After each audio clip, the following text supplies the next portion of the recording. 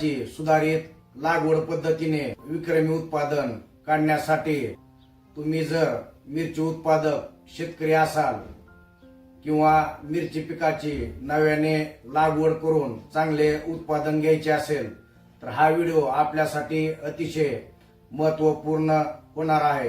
मिरची हे तीनही हंगामात लागवड केले जाणारे तसेच बारमाही मागणी असणारे फळभाजी पीक असल्या कारणाने तसेच रेग्युलर तोडे व इन्कम देणारे पीक असल्या कारणाने शेतकऱ्यांचा या पिकाच्या लागवडीकडे दिवसेंदिवस कल वाढत आहे।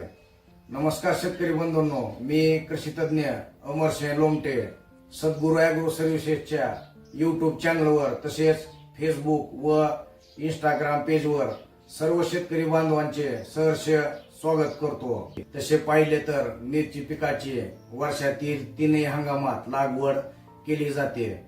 खरीप हंगामामध्ये जून तसेच जुलैमध्ये तसेच रब्बी हंगामात ऑक्टोबर नोव्हेंबर तसेच डिसेंबर या कालावधीमध्ये, त्याच पद्धतीनं उन्हाळी हंगामात जानेवारी फेब्रुवारी मार्च तसेच मे अखेरमध्ये मिरची पिकाची लागवड केली जाते।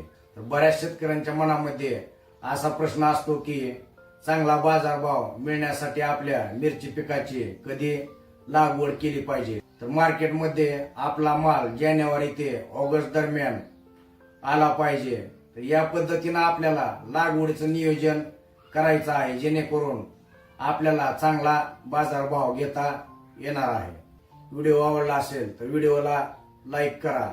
त्याच पद्धतीनं हा व्हिडिओ जास्तीत जास्त मिरची उत्पादक शेतकरी बांधवांपर्यंत शेअर करा। चॅनलला सबस्क्राईब करा।